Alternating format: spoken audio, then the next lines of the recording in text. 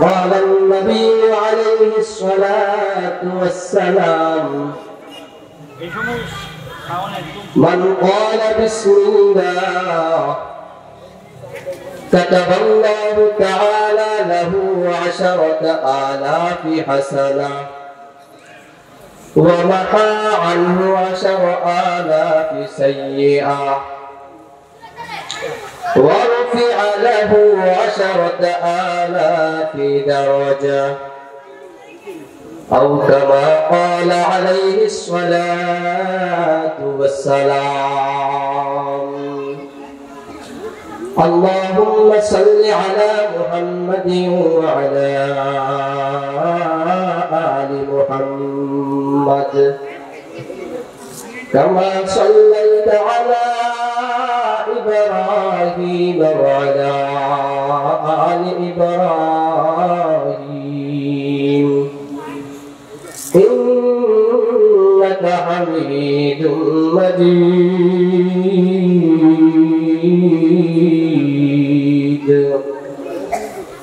اللهم بارك على محمد وعلى آل محمد كما باركت على إبراهيم وعلى آل إبراهيم إنك حميد مجيد.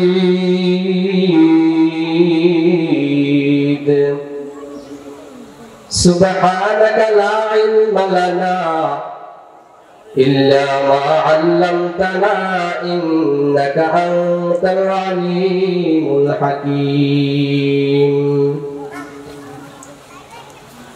गर सुन्नत नबवी की करे पैरवी उम्मत, गर सुन्नत नबवी की करे पैरवी उम्मत, हो ज़ीर कदम आज भी आलम का खज़ीना, हो ज़ीर कदम आज भी आलम का खज़ीना। कि तूने खुदा अफ़्वा है उनकी नक्शों की, कि तूने खुदा अफ़्वा है उनकी नक्शों की, खानों में जिन्होंने के तुझे ज़हर दिया है, खानों में जिन्होंने के तुझे ज़हर दिया है। पश्चिम चंद्रदेश যুব সমাজের উদ্যোগে তাফসীরুল কুরআন মাহফিলে সম্মানিত সভাপতি সাহেব, মঞ্চে উপস্থিত সম্মানিত মুরব্বিয়ানে ইলম, আমাদের সামনে উপস্থিত যুবক বন্ধুগণ, স্নেহের ছোট ভাই, পর্দার আড়ালে অবস্থানরত সম্মানিত মা ও বোনেরা, আল্লাহ তাআলার দরবারে প্রাণ খুলে একবার শুকরিয়া জ্ঞাপন করি। আলহামদুলিল্লাহ,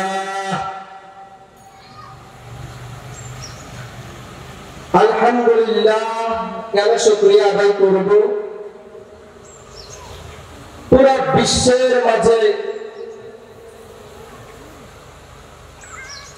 বেশিরভাগ লোক অসুস্থ, আল্লাহ তাআলা আমাকে আপনাকে মায়া করে স্নেহ করে সুস্থ রেখেছে, বলি আলহামদুলিল্লাহ।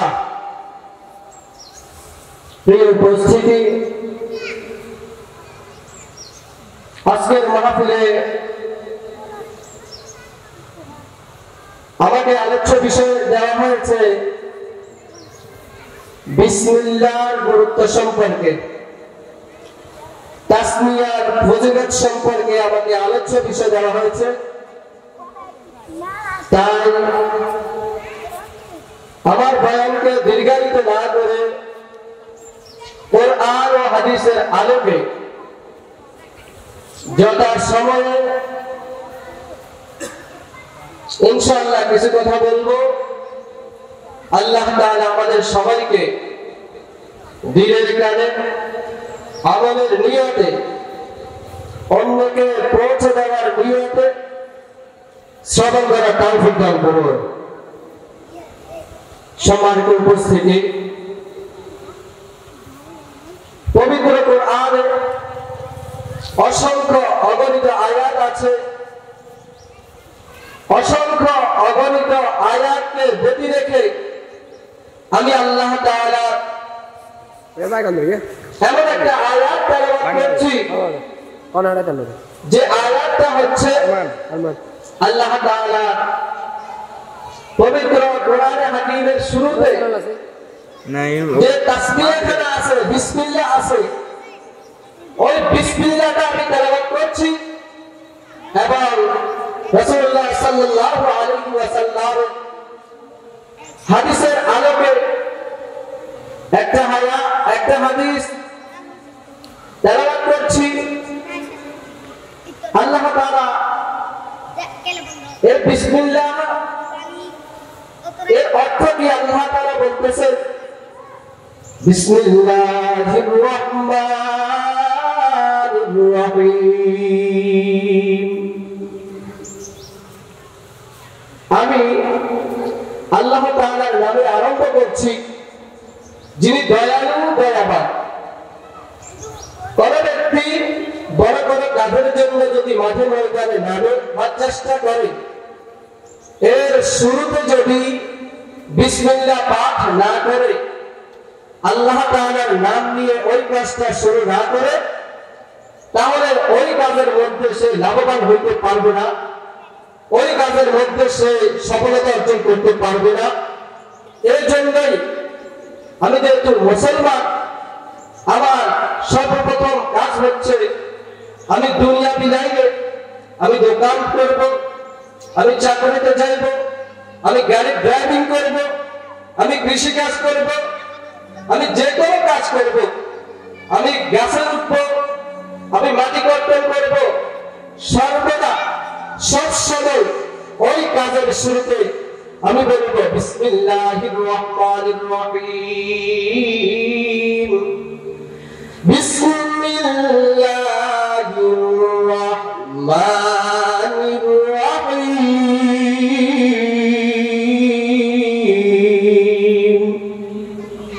মুহাম্মদ আরবি সাল্লাল্লাহু আলাইহি ওয়াসাল্লাম বলেন, যে ব্যক্তি কাজের শুরুতে বিসমিল্লাহ পাঠ করবে না, তার কাজটা অসম্পূর্ণ হয়ে যাবে।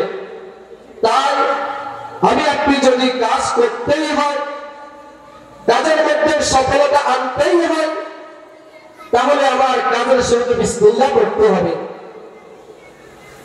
প্রিয় হাজিরিন, বিসমিল্লাহর অর্থ আপনাদেরকে বললাম, আল্লাহর নামে আরম্ভ করতেছি, যিনি দয়ালু দয়াবান। আসলে আবার বিসমিল্লাহর ভিতরে কি কি হাকিকত লুকায়িত আছে এ সম্পর্কে আমি কিছু আলোচনা করব ইনশাআল্লাহ। বিসমিল্লাহর ভিতরে আল্লাহ তাআলা চারটা শব্দ দিয়ে একটা বাক্য তৈরি করেছেন, সেটাই হচ্ছে তাসবিহ অর্থাৎ বিসমিল্লাহ।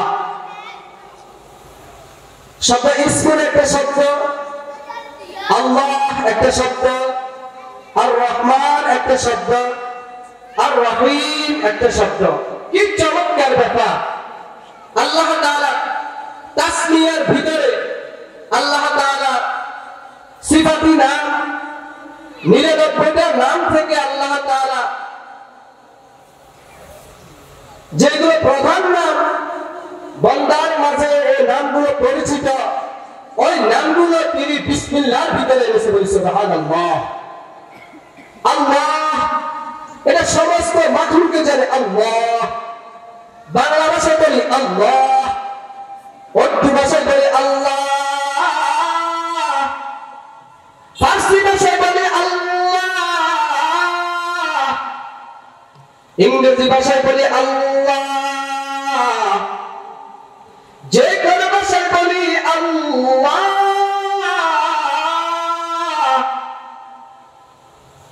প্রথমে গেল ইসমুল শব্দ, দ্বিতীয় আসছে লফজ আল্লাহ,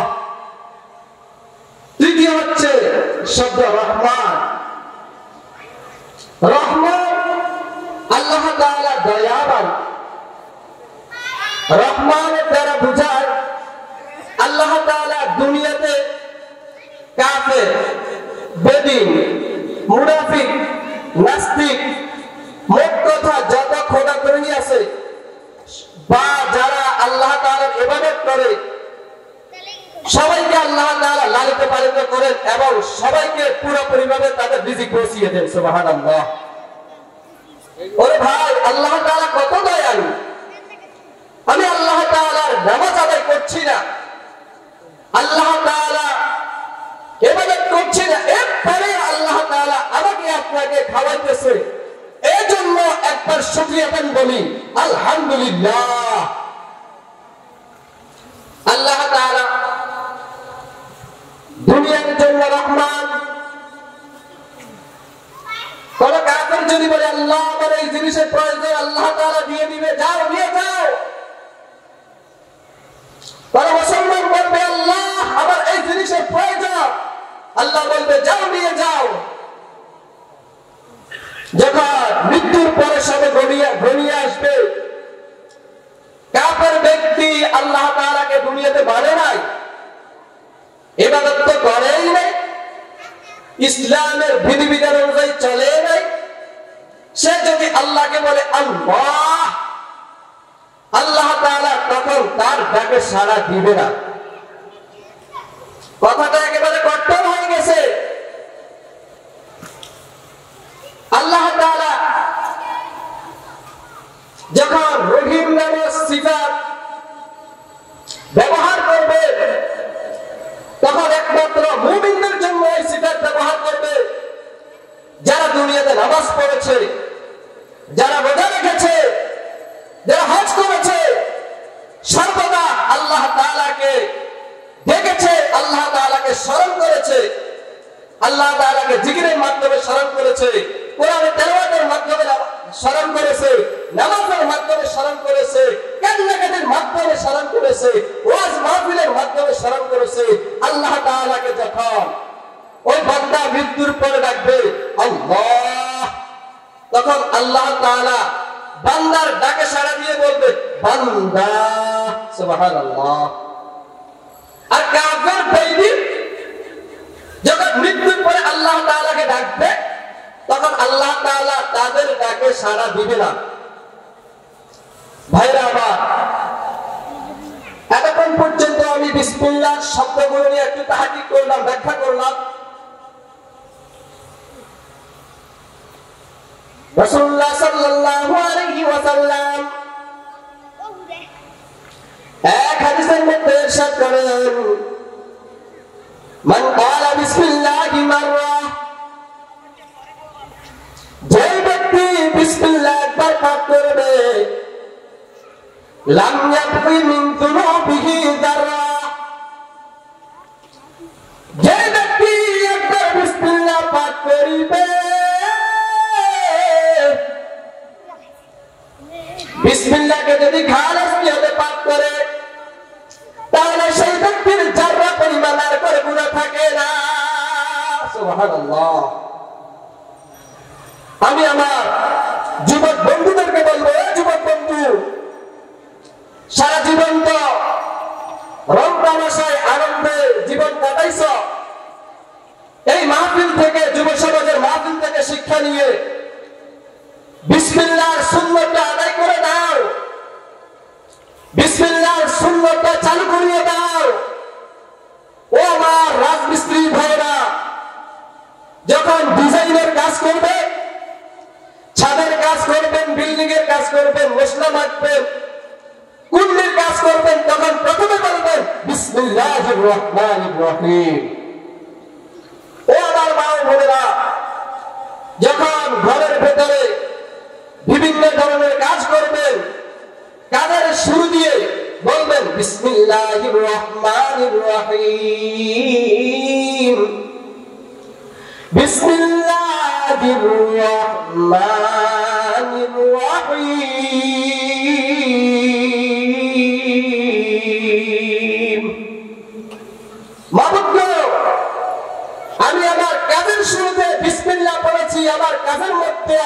বরকত অচিরেই আল্লাহ তাআলার পক্ষ থেকে বিসমিল্লাহর বরকত চলে আসবে। সুবহানাল্লাহ।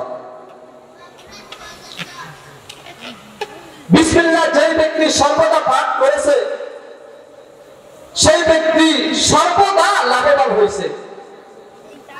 আমি আপনিও যদি বিসমিল্লাহর পাঠ শুরু করে দিই, এই সুন্নতটুকু যদি সুন্নতের আমল যদি শুরু করে দিই, বিসমিল্লাহর আমল শুরু করে দিই, তাহলে আবার পেরেশান করা লাগবে না। অনেক সময় হাতের ভেতরে মোবাইল আছে, এরপরে মোবাইল কই তালাশ করে, ঠিক কিনা?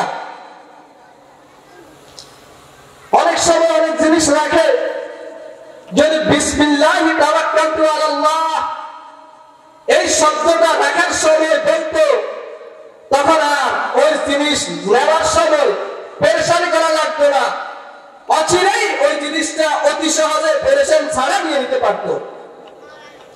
আজকে আমরা অনেক মূল্যবান সম্পদ গুলো আল্লাহর ভিতরে রাখি, বিভিন্ন জিনিসের ভিতরে রাখি, কিন্তু তালাশ করি পাই না। কেন? বিসমিল্লাহর আমল না করার কারণে। ওরে ভাই, আমাদের হুজুরদের কাছে অনেকে আসে, হুজুর মাথা ব্যথা করা, মাথাটা একটু জাটফুট দিয়ে দেন। আমাদের হুজুরদের সবাই কি করে জানে? প্রথমে বিসমিল্লাহির রহমানির রহিম এই আয়াতটা তেলাওয়াত করে, তারপর সূরা ফাতিহা আদায় করে, তারপর বিভিন্ন জনে বিভিন্ন আমল করে, কেউ দুরূদ শরীফ আদায় করে। তাই যদি কোনো ব্যক্তির মাথা ব্যথা শুরু হয়ে যায়, সর্বপ্রথম আমল হচ্ছে বিসমিল্লাহ। মাবুদ, তোমার নাম নিয়ে তেলাওয়াত করতেছি, অসুস্থ থেকে সুস্থ লাভের জন্য বিসমিল্লাহ আদায় করছি, মালিক তুমি মাথা ব্যথাটা দূর করে দাও। সুবহানাল্লাহ। আল্লাহ তাআলা আমাদেরকে কত উত্তম তরিকা শিখিয়ে দিয়েছে। আজকে আমার পুরা দিন মাথা ব্যথা করে, মানুষকে বলি আমার মাথা ব্যথা করছে, একবারও আল্লাহ তাআলাকে স্মরণ করি না, একবারও আল্লাহ তাআলাকে বলি না। কিতাবের মধ্যে এসেছে একদা রুমের বাচ্চা, তার এত জোরে মাথা ব্যথা এসেছে, সমস্ত দুনিয়ার ডাক্তার এসেছে, কবিরাজ এসেছে, অনেক মেডিসিন বিভাগে অভিজ্ঞ লোকেরা এসেছে, তার মাথা ব্যথা দূর করতে পারছে না। হযরত ওমর ফারুক রাদিয়াল্লাহু তাআলা আনহুর জামানার ঘটনা। ওমর ফারুক রাদিয়াল্লাহু তাআলা আনহুর কাছে রুমের বাচ্চা চিঠি লিখে বলতেছে, হে ওমর, অনেক ডাক্তার আমাকে টেস্ট করেছে, পরীক্ষা করেছে, কি কারণে আমার মাথা ব্যথা করছে একটুও বুঝছি না, সুতরাং আমার জন্য একটা তকবীর দিন, যে তকবীরের দ্বারা আমার মাথা ব্যথা দূর হয়ে যায়।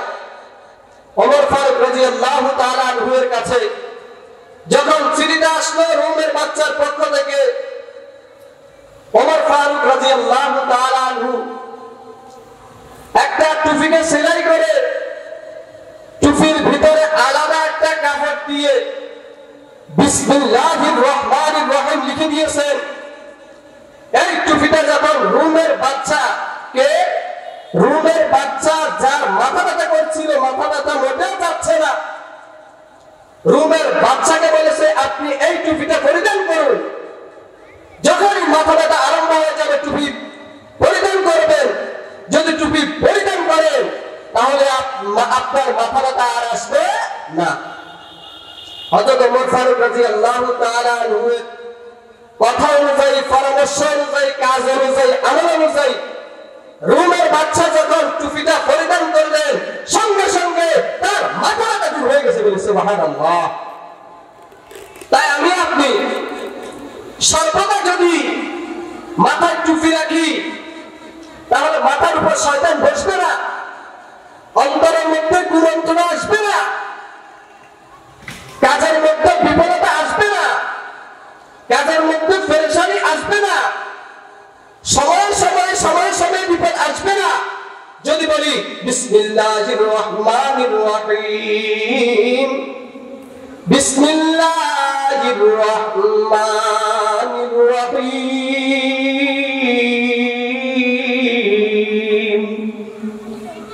ও ভাই, বিসমিল্লাহ পড়লে কি ফজিলত!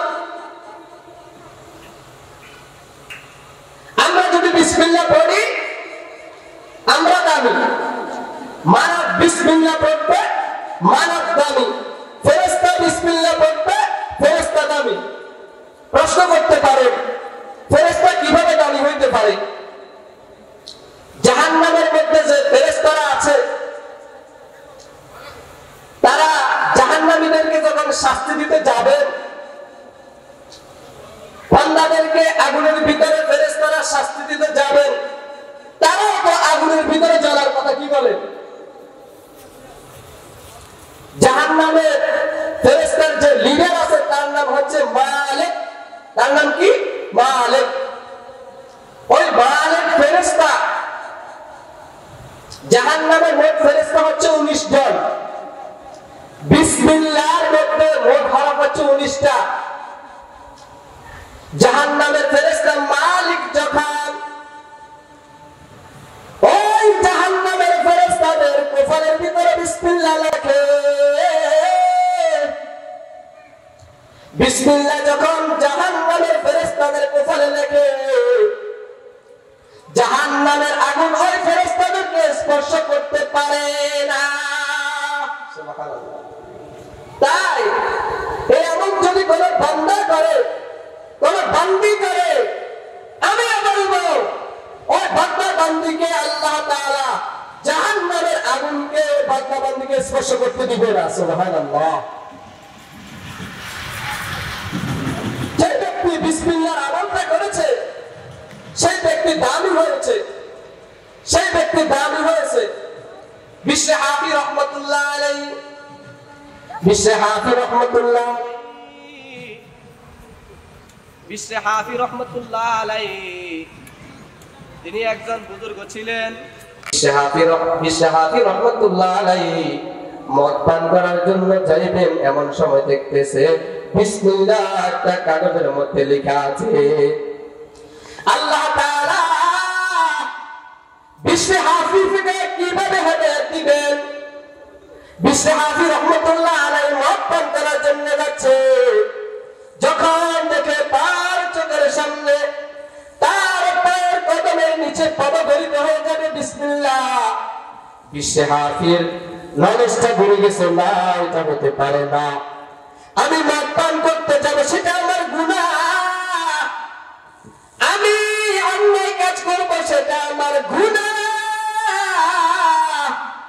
কিন্তু আল্লাহ তাআলার নামটা পড়ে আছে আমি সহ্য করতে পারি না।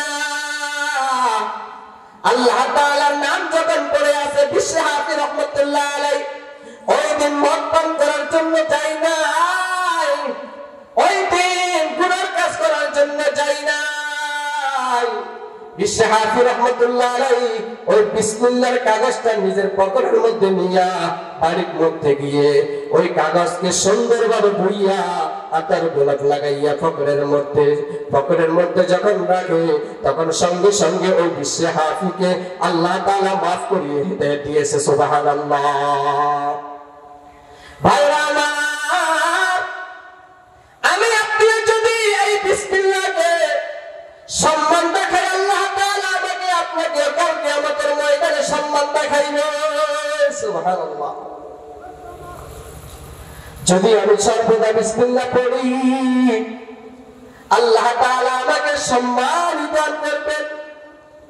আমি যদি বিসমিল্লাহ পড়ি রে ভাই, সারাক্ষণ পেরেশান করা লাগবে। সকালবেলা ঘুম থেকে ওঠার পর যদি ওযু করিয়ে নামাজ পড়ি, কোনো একটা কাজ শুরু করার সময় বিসমিল্লাহ পড়ি, পুরো দুনিয়াতে পুরো সময়তে কোনো টেনশন করা লাগবে না, পুরো সময়তে কোনো টেনশন করা লাগবে না। বিসমিল্লাহ আদায় করি। ও আমার ভাই, ও আমার মুরব্বী ভাইরা, ও আমার মা বোনেরা, ও যুবক বন্ধুগণ, সর্বদা যদি বিসমিল্লাহর আমল করেন আল্লাহ তাআলা বরকত দিবে কি দিবে না? অবশ্যই দিবে। এক ইহুদি, ওই ইহুদি সেই ইহুদি ছিল, তার মেয়ে একজন আল্লাহর ওলির কাছে গিয়ে, একজন আল্লাহ তাআলার ওলি বয়ান করতেছে, হঠাৎ করে ওই ইহুদির মেয়ে শুনতেছে বয়ান। ওই ইহুদির মেয়ের বয়ান, ওই ইহুদির মেয়ে বয়ান শুনতেছে। ইহুদির মেয়ে যখন বয়ান শুনে তখন আল্লাহ তাআলা ওই ইহুদির মেয়েকে হেদায়েত দিয়েছেন। সম্ভবত ওই বুজুর্গ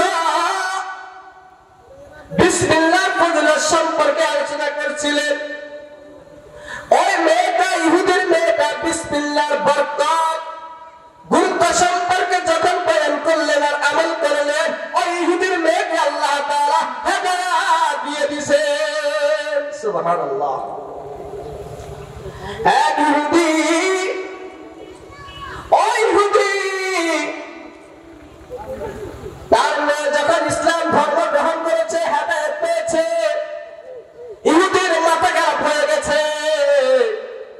ইহুদির যখন মাথা খারাপ হয়ে গেছে, তার মেয়ে যখন কোনো একটা কাজ করবে, কাজের শুরুতে যখন বলে বিসমিল্লাহ, তার মেয়ে যখন পুকুরে পানির জন্য কলস দিয়ে যখন পানির কলস তার কোমরে উঠায় বলে বিসমিল্লাহ, ওই মেয়ে যখন মাছ কর্তন করবে, ওই মাছ কর্তন করার সময় তখন বলে বিসমিল্লাহ, যখন এই আমলটা করে তখন আল্লাহ তাআলা ওই মেয়েকে হেদায়েত দিয়েছে। ওই ইহুদি বলে, মা আমি হলাম ইহুদি, তুমি আমার মেয়ে, তুমি ইহুদি হইতে হবে, তুমি ইসলাম ধর্ম গ্রহণ করতে পারবে না। ওই মেয়ে বলে, বাবা আমি আল্লাহ তাআলার ওলি থেকে শুনেছি বিসমিল্লাহর আমল, বিসমিল্লাহর আমল শোনার কারণে আল্লাহ তাআলা আমাকে হেদায়েত দিয়েছে, যার কারণে আমার ঠিকানা জান্নাত। যদি আমি বিসমিল্লাহর আমল না করতাম, আমার কাছে হেদায়েত আসতো না, আমার ঠিকানা হয়ে যাইত জাহান্নাম। বাবা আপনি আমাকে জন্ম দিয়েছেন মানি, আপনি আমাকে সেবা করেছেন মানি, আপনি আমাকে খানা দিয়েছেন মানি, কিন্তু আপনার বিসমিল্লাহ তরক করার কথা আমি মানব না। সুবহানাল্লাহ। ওই বাবা বলে, না হইতে পারে না, তুমি বিসমিল্লাহর আমল করতে পারবে না। বাবার মনের মধ্যে একদিন দুষ্টামি এসেছে। ওই বাবা ছিল একজন রাজার উজির। ওই রাজার আন্টি থাকতো ওই ইহুদির কাছে। একদিন মেয়েকে বিপদে পালানোর জন্য ওই উজির অর্থাৎ ইহুদি মেয়ের বাবা মনের মধ্যে যখন খারাপ নিয়ে আসলো, তখন মেয়েকে পরীক্ষা করার জন্য তার মনের মধ্যে এমন দুষ্টামি চলে আসছে এবং মেয়েকে পরীক্ষা করার জন্য বলতেছে, আচ্ছা দেখবো তোমার বিসমিল্লাহ আজকে তোমাকে বাঁচাই কিনা। ওই ইহুদি মেয়েকে বললাম, না এটা রাজ দরবারের আংটি, তুমি আংটিটা রাখা এমন জায়গায় রাখবা যে গোপন জায়গায় কেউ যেন না কেউ যেন না জানে। আমি যখন তোমার থেকে আংটিটা চাইবো, তুমি সঙ্গে সঙ্গে আমাকে আংটিটা দিয়ে দিতে হবে। মেয়েকে যখন বললো, ও মা আংটিটা রাখো, তোমার হাতে আংটি উঠিয়ে দিলাম, তুমি আংটিটা রাখো। ওই মেয়ে বিসমিল্লাহ বলে আলমারির ভিতরে রাখি দিল। বিসমিল্লাহির রহমানির রহিম। ওই ইহুদির মনের মধ্যে কুমন্ত্রণা ছিল, ওই ইহুদির মনের মধ্যে দুষ্টামি ছিল, কিভাবে মেয়েকে বরবাদ করা যায়, কিভাবে ভ্রষ্ট করা যায়, ইসলাম ধর্ম তার থেকে চিনিয়ে নেওয়া যায়। ওই ইহুদি কি করলো, ইহুদি মেয়ে যখন আংটিটা বিসমিল্লাহ পড়ে আলমারির ভিতরে রাখি দিল, ওই ইহুদি মেয়ে যখন ঘুমার জন্য রুমে চলে গেল, সঙ্গে সঙ্গে আংটিটা ওই ইহুদি নদীর মধ্যে ফালাই দিল। যেহেতু বিসমিল্লাহ পড়িয়া ওই মেয়ে আংটি আলমারির ভিতরে রেখেছে, ওই বিসমিল্লাহর বরকতে আংটি কিন্তু হারাইবে না। ওই ইহুদি মেয়েকে পরীক্ষা করার জন্য বিসমিল্লাহ বলার কারণে, মেয়েকে পরীক্ষা করার জন্য, মেয়ে যাতে করে বিপদ আসে, মেয়ে যাতে করে পেরেশানি আসে, আমি তো প্রথমে বললাম আপনি যদি বিসমিল্লাহর আমল করেন আপনি পেরেশানি করা লাগবে না, আপনি চিন্তা করা লাগবে না। মেয়েটা যখন বিসমিল্লাহ বলিয়া আংটি আলমারির ভিতরে রেখে দেয়, ইহুদি নদীর মধ্যে আংটিটা ফেলে দেয়। তারপরে হলো কি, ওই নদীর মধ্যে আংটিটা পালানোর পর নদীর মধ্যে যে একটা বড় মাছ আছে, ওই মাছটার সঙ্গে সঙ্গে তার পেটে নিয়ে নিছে আংটিটা। ওই মাছটা তারপরে একজন জেলের জালের ভিতরে লেগেছে। আবার ওই ইহুদি কিন্তু পরের রাজার জন্য বড় মাছের জন্য বাজারে যায়। যখন মাছের জন্য বাজারে যায়, রাজদরবারের জন্য মাছ, অবশ্যই বড় মাছ লাগবে। বাজারের মাছওয়ালাকে বলে, হে ভাই আপনার কাছে দেখতেছি তো বড় মাছ আছে, আমার রাজার জন্য বড় মাছ লাগবে, সুতরাং আপনার বড় মাছটা আমার কাছে বিক্রি করেন। মাছওয়ালা বলেন, নিয়ে নেন, মাছের এত টাকা, আপনি টাকা অনুযায়ী টাকা দিয়ে দেন, মাছ নিয়ে নেন। ওই ইহুদি যখন মাছটা নিয়ে নেয়, মেয়েকে বলে, মা আজকে রাজদরবারের জন্য বড় একটা মাছ এনেছি, তুমি এই মাছকে সুন্দর করে কর্তন করবা, সুন্দর করে ফ্রাই করবা, এটা রাজদরবারে দেওয়া হবে, এটা রাজা ভক্ষণ করবে, আমাদের জন্য আমাদের উপর খুশি হয়ে যাবে। যদি খুশি হয়ে যায় তাহলে আমার হাদিয়াতে বেশ এসে যাবে। প্রথমে ওই ইহুদি মেয়েকে পরীক্ষা করার জন্য আংটিটা কোথায় ফেলাইছে আপনারা জানেন? আংটিটা আলমারির ভিতরে ছিল, কিন্তু ওই আংটিটা নদীর মধ্যে ফেলাইছে। আল্লাহ তাআলার কুদরতি ফয়সালা অনুযায়ী আংটিটা আবার মাছের পেটের মধ্যে গেছে। ওই মাছ ওই ইহুদি কিনেছে। তাহলে দেখেন, যদি আমি বিসমিল্লাহ বলি তাহলে আমার কোন জিনিস হারাবে না রে ভাই। আজকে আমি বিভিন্ন জায়গায় মোটর সাইকেল রাখাই, যদি বিসমিল্লাহ বলিয়া মোটর সাইকেলটা রাখি, আল্লাহর শপথ করে বলতেছি রে ভাই, আমার মোটর সাইকেল চোরে ধরবে না। কয়েকদিন আগে ওস্তাদের সাথে বসিরহাট যখন যাই, ওস্তাদের মোটর সাইকেলটা যখন হসপিটালের সামনে রাখবে, আমাকে বলে, ও মামুন বিসমিল্লাহ বলিয়া রাখো। আমি বলছি কারণ, তো তুমি বিসমিল্লাহ বলা, চোর এই হুন্ডার দিকে তালাশ করবে না, চোরের চোখ এই হুন্ডার দিকে আসবে না। এমন জায়গায় হুন্ডাটা রাখলাম যেখানে চোর চতুর্দিকে, এরপরে হুন্ডাটা নেয় নাই। ওরে আমার মুরব্বীরা, ওরে আমার যুবক বন্ধুরা, যদি বিসমিল্লাহ আমল করেন তাহলে কোনো পেরেশানি করা লাগবে না। ওই ইহুদি যখন মেয়েকে বলল, মা তোমাকে যে বড় মাছ এনে দিয়েছি, মাছটা কর্তন করে ফ্রাই করবা, রাজ দরবারে নিয়ে যাব, রাজা আমাকে হাদিয়া দিবে। ওই ইহুদি মেয়েকে বলল, তুমি মাছটা কর্তন করিও, কর্তন করার পর আমি মাছটা রাজ দরবারে নিয়ে যাব। মেয়ে যখন বিসমিল্লাহির রহমানির রহিম বলিয়া মাছকে কর্তন করে, মাছের গলার ভিতরে আংটিটা মেয়েটা পেয়ে গেছে। ওই আংটিটা যখন পেয়ে গেছে, আবার বিসমিল্লাহ বলিয়া আলমারির ভিতরে রেখে দিছে। বাবা যখন বলল, মা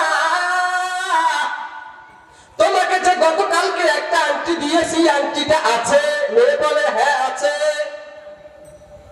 আংটিটা যে বাবা নদীর মধ্যে ফেলে দিয়েছে, এটা মেয়ে কিন্তু জানে না। বাবা যখন বলল, আমি তোমাকে যে একটা আংটি দিয়েছি, ওই আংটিটা কোথায়?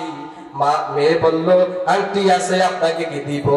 তখন বাবা যখন বলল, হ্যাঁ দাও, মেয়ে আবার বিসমিল্লাহ বলিয়া যখন আলমারির ভিতরে হাত দিল, তখন আংটিটা দিয়ে দিল। বাবা বলল, মা আমি তো আংটি নদীর মধ্যে ফেলা দিয়েছি তোমাকে পরীক্ষা করার জন্য, তোমার বিসমিল্লাহ তোমাকে বাঁচায় কিনা, তোমার বিসমিল্লাহ তোমাকে সফলতা দেয় কিনা, তোমার বিসমিল্লাহ তোমাকে লাঞ্ছিত করে কিনা, তোমার বিসমিল্লাহ তোমার পক্ষে থাকে কিনা, তোমার আল্লাহ তোমার পক্ষে থাকে কিনা, তোমাকে পরীক্ষা করার জন্য আমি তোমাকে পরীক্ষা করার জন্য চেয়েছি। মা তুমি সফল কাম, আমি আংটিটা দুষ্কৃতি করিয়া, দুশ্মনী করিয়া, তোমার বিরোধিতা করিয়া নদীর মধ্যে পালাইছি। মা তুমি এমন কোন আমল করেছো, বহু রাজার আংটিটা আবার আমি আমার হাতে পেয়েছি, তোমাকে যে